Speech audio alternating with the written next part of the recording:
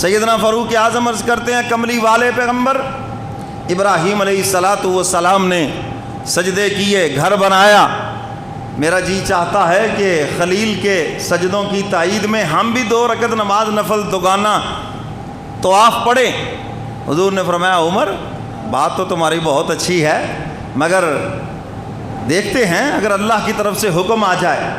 ہیں جی، ادھر حضور نے یہ بات فرمائی، ادھر جبریل قرآن لے کر آ گیا، فرمایا واتخذوا من مقام ابراہیم مصلی، سب کہہ دو ماشاءاللہ۔ حق تعالیٰ فرماتے ہیں میرے محبوب عمر کو اجازت دے دیجئے مقام ابراہیمی پر 2 نفل ادا کریں، اور پھر تمام زائرین حرم کے لیے میرا یہ قانون سنا دیجئے، آئندہ جب بھی میرے اس گھر کے طواف کے لیے آؤ، طواف کرنے کے بعد تمہیں 2 رکعت نماز دوگانہ طواف ادا کرنا ہوگا، ورنہ تمہارا طواف ہی نہیں ہوگا۔ تو فاروق اعظم کی رائے عرش بری سے قرآن بن کر آئی، کہہ دو سبحان اللہ۔ سیدنا فاروق اعظم رضی اللہ تعالیٰ عنہ دروازے پر دیکھا کہ ایک یہودی اور منافق کھڑے ہیں۔ اللہ اکبر، کیسے آنا ہوا؟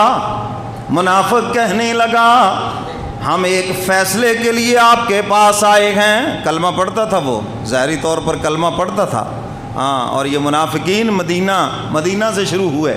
مکہ میں مخالفین تھے، مدینہ میں منافقین تھے، اور سورہ منافقون مدینہ میں نازل ہوئی۔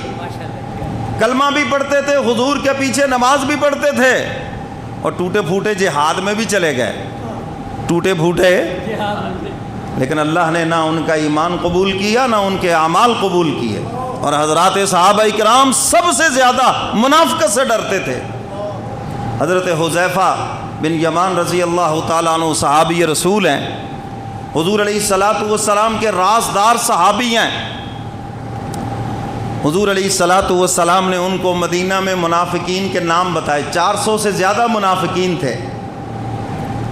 حضور کی وفات کے بعد حضرات صحابہ کرام دیکھتے تھے حضرت حذیفہ جس کے جنازے میں شامل ہوتے، صحابہ بھی اس جنازے میں شامل ہوتے ہیں، اور جس جنازے میں وہ شامل نہ ہوتے سمجھتے کہ یہ منافق ہے، چونکہ حضور کے یہ رازداں صحابی ہیں، حضور نے ان کو بتایا ہے تو اس لیے ان کے جنازے میں شامل نہ ہوتے۔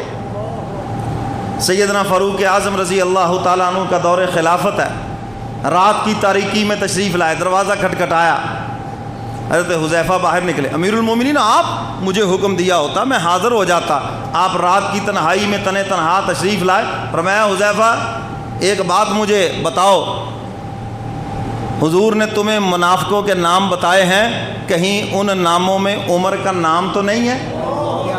یہ ہے خوف خدا بندی۔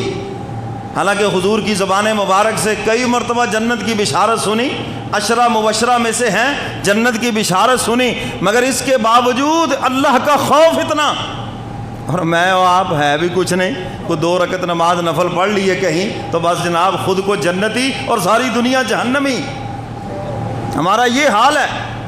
تو میرے محترم سامعین، سیدنا فاروق اعظم کہتے حذیفہ بس ٹو دی پوائنٹ مجھے جواب دو، یس نو میں، بس اور کوئی بات نہیں۔ حالانکہ سیدنا فاروق اعظم تو امیر المومنین تھے، یہ پوچھنا چاہیے تھا حضور نے تمہیں منافقین کے نام بتائے، مجھے بتاؤ تاکہ میں ان کا کلا کھما کروں، تاکہ ہم ان سے محتاط رہیں۔ باوجود امیر المومنین ہونے کے پوچھنے کا حق رکھتے تھے، مگر آپ نے یہ نہیں پوچھا کہ جس چیز کو حضور نے راز رکھا اس کو راز ہی رہنے دو، جب حضور نے ان کے قتل کا حکم نہیں دیا تو ہم ان کو قتل نہیں کریں گے۔ بس حذیفہ بتا دو کہیں ان ناموں میں عمر کا نام تو نہیں ہے؟ انہوں نے کہا امیر المومنین سراج اہل الجنہ، آپ تو جنت کے چراغ ہیں، آپ کا تو محل بھی حضور نے جنت میں دیکھا ہے، اور آپ کو جنت کی میں نے کہا حذیفہ مجھے کوئی بات نہ بتاؤ، بس وہ بتاؤ جو میں پوچھ رہا ہوں۔ کہا امیر المومنین آپ کا نام نہیں ہے اس میں، بس یہ لفظ سنا اور الحمدللہ پڑھا اور چلتے بنے۔ صحابہ سب سے زیادہ منافقت سے ڈرتے تھے، منافق اور ایک یہودی دروازے پہ کھڑے، کیا بات ہے بھائی؟ یہودی کہنے لگا ہمارے درمیان اختلاف تھا ایک چیز کا، تو ہم حضور کے پاس گئے، حضور علیہ الصلاۃ والسلام نے شہادت گواہی کی بنیاد پر فیصلہ میرے حق میں کر دیا. یہ آپ کا کلمہ پڑھنے والا بھائی مسلمان ہے اور یہ حضور